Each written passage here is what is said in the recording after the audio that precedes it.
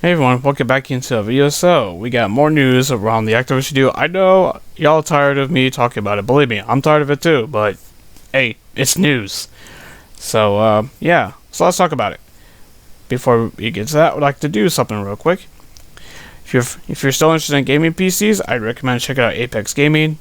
So once again, they do ready-to-build PCs, to custom builds. You know, pieces are like 50% off. They even do gaming laptops and so on. So if you're still interested, link down in the description below.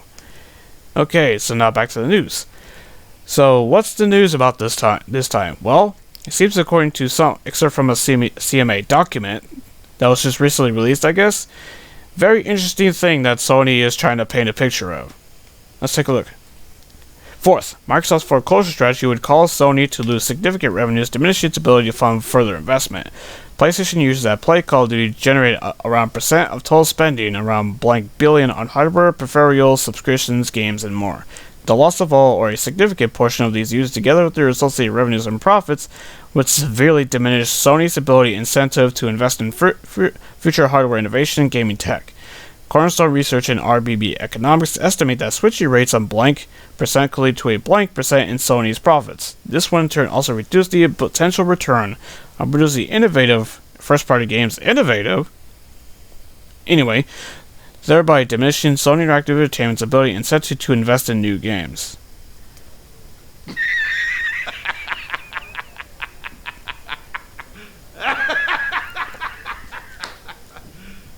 You serious?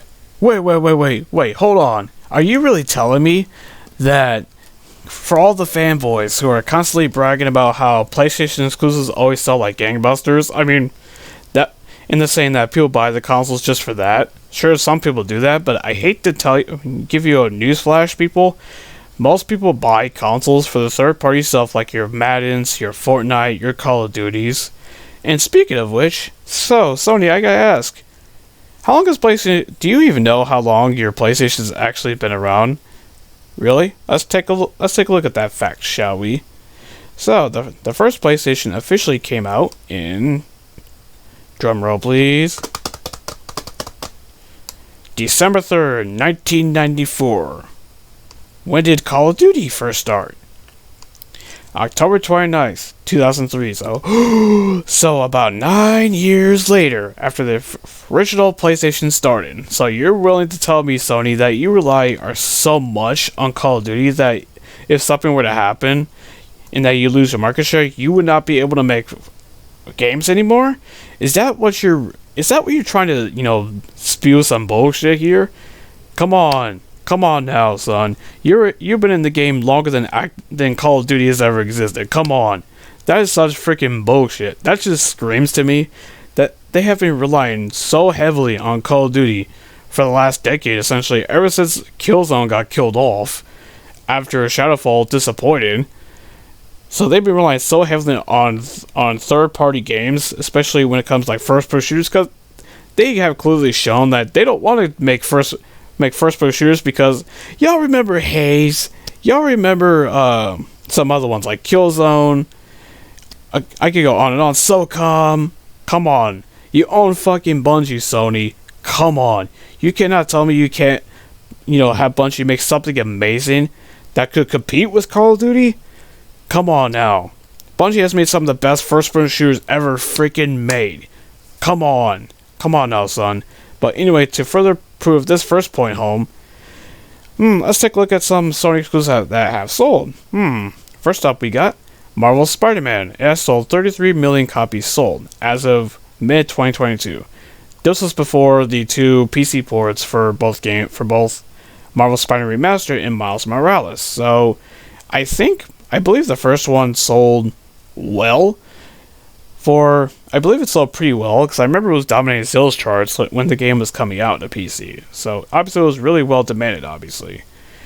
But, anyway, I actually own Marvel Spider-Man on PC, so for when I actually make the jump to gaming PC in the future, boom, that'll be a video game I'll be playing for abso-freaking-lutely, because, as you all know, I've expressed that I'm a big Spider-Man fan, and I've been waiting so long to that game to not be exclusive anymore. So yeah, I can't wait. But anyway, so what's the other game that I'm kind of going to be referring to? Well, God of War Ragnarok, the newest big AAA game that Sony made. It sold 11 million units in 3 months, which is noteworthy because it's actually the fastest selling PlayStation Studios first party title that they've made. Which is kind of telling, because you would think that would go to Spider-Man just based off the IP it's based on, but that's not the case. Turns out it was God of War, which kind of makes sense because God of War, I would say, is one of Sony's most recognizable IP. I would argue it's their gaming mascot, to be honest with you, especially nowadays. So, but anyway, with that out of the way, so at the end of the day, Sony is really over-exaggerating how bad they would be hurt by Call of Duty not having the marketing deal to Call of Duty, because they know they're gonna still get the game. Microsoft already said, if full intent, they're intending to hell. They literally signed a freaking 10-year deal, literally offering Sony a 10-year fucking deal. And the reason Sony doesn't want to take it is because of the marketing deal and the timed exclusivity nonsense that Sony loves to do with DLC for COD. They've been doing it since Black Ops 3. Yeah, Black Ops 3. 2015, So, what was it, like the third year of that generation or something like that? I don't know. Who really cares? But yeah, Sony knows they're still going to get Call of Duty either way. They're just more concerned about losing the marketing deal, because once they got the marketing deal, a lot of people jumped over to PlayStation 4, and obviously continued to PS5 when Sony got that market deal for Call of Duty. And they're so worried about that. They do not want to lose that. And so wow, Sony, really, you're really capping hard. And it kind of shows just how bad they've been relying on third parties for first-person shooters for so many years, because they don't want to make first-person shooters anymore. Which is kind of funny, since they now own freaking Bungie, who made, I want to know, Halo, Destiny, which was the most popular multiplayer IPs right now, and it's one of the few live services that actually freaking works. That was great for Bungie, so come on now. You can't tell me, Sony, you can't work with Bungie to make a first-person shooter that could compete with Call of Duty? Come on. You can't tell me that? You are freaking bull crapping, man. Holy crap. But we're not done here, folks. We're not done here. Because Phil Spencer did an interview saying that, even if the deal fails, Activision, Microsoft would still be making Xbox and all that. As you can see here, the quote, Phil Spencer says Xbox will exist, and Andy Robinson from VGC replies, regardless of Spencer's words, I know a lot of industry pundits think Microsoft's selling off Xbox a genuine possibility. Should this be blocked, I still expect to go through with concessions. Hello? Hello. How's it going? You know what time it is? Do you? Because it's 4:20 somewhere. I know that. Is that the phrase? Are you drunk? Mm-hmm. Wait. Hold on, Andy. Hold the fuck up. You're really telling me that you have quote-unquote industry pundits? What? Was Jim Ryan telling you that in your ear? Was that really? Was Jim Ryan, that heads of PlayStation Studios telling you all that nonsense in your ears? Were those your industry pundits, or were other journalists who have recently exposed themselves as having a pro PlayStation bias were telling you that? Who are those industry insiders, whatnot? I would really love to know. I would really not love to know. But come on, you really think after spending, what was it, $4 billion on Mojang or something like that, not to mention $7.5 billion on Bethesda, and they're willing to spend nearly $70 billion on another gaming publisher, you really want to tell me that they would sell off Xbox if this deal fails? Come on, you can't be this freaking stupid to believe such bullshit. Come on. But Tom Warren from The Verge just really nails it home with this reply. Not sure what those industry pundits are. They're clear clues that yes, they are. You don't strategically acquire Mojang and Bethesda and form a Microsoft gaming division if you're going to sell off the Xbox business if your giant $69 billion deal doesn't go through. Like I just freaking said. Come on. Who in their right mind would have that mindset? It makes zero freaking sense. Not to mention 2 freaking years ago, you had the CEO of Microsoft itself, Satya Nadella, literally going on record saying that they're all in on gaming. And I believe it's and I believe the Xbox division is one of the most profitable consumer products that Microsoft makes. And in terms of the division itself, I think it's like third or fourth in terms that makes the most profit for Microsoft, I believe. If I remember correctly, I mean, come on now. You really wanted to tell me that they would essentially throw away all that investment and sell off the division? You know what I think you know what I kind of been noticing, and a lot of other people are saying this too. It seems that the closer the deal gets to going through, you're seeing a lot of gaming media journalists are really, trying to be all pro Sony bias, like really exposing themselves when you think about it. I know, like I said before, I didn't believe in them, media bias, like fanboys like to say, but wow, they are really exposing themselves, aren't they? Considering Game Control is supposed to be objective. But they want to see here, inside kind of cry about this deal going through, like why do you think, why do you think Chris Dring of GameIndustry.biz lost his shit after Lulu exposed him? And Andy's now, and when Andy got the blowback that he did with this, he literally had to, defend himself. I've been a supporter of Xbox from the very beginning. He even claims he shipped 2 Xbox games. Well, I want to know what those games are, Andy. Just saying. So on and so forth, but he got so much blowback that he actually privated his tweets. So clearly he was not happy with the reaction he got. And what did you expect, Andy? What you said was so nonsensical. What did you expect was gonna happen, man? Like, really? Come on now. Come on.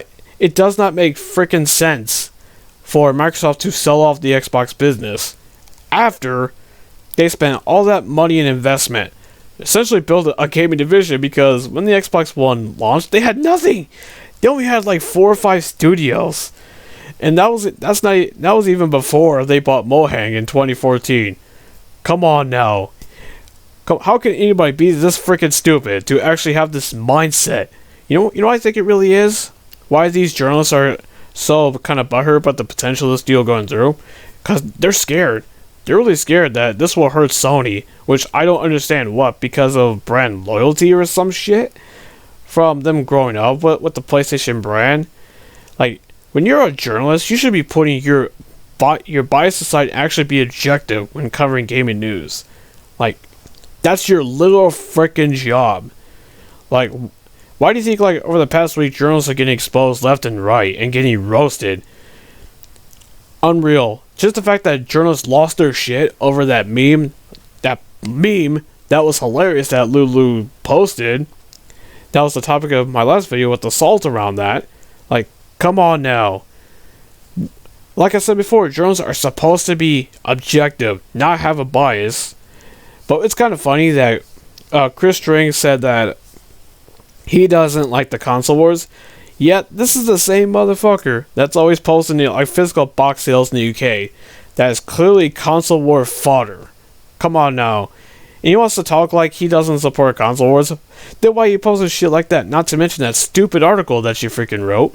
That, once you got a blowback from that, you closed your Twitter account temporarily, man. Come the freak on.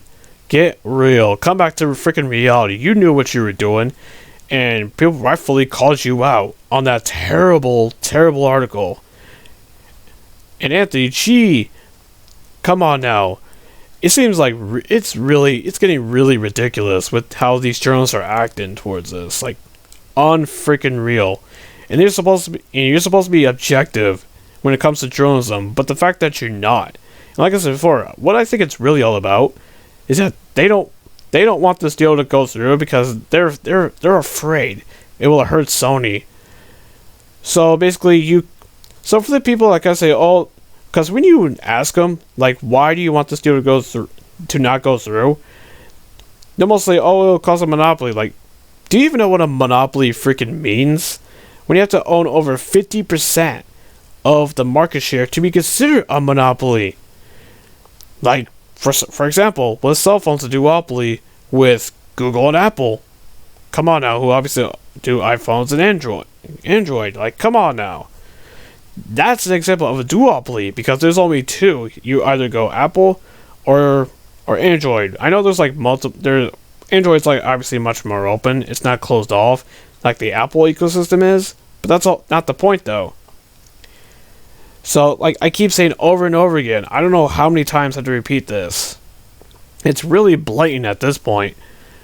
It's unbelievable to see so many journalists like kind of cry about this potential deal going through. What? Because it will hurt the market leader, who because of like brand loyalty, because you grew up on it in like the 90s or whatever.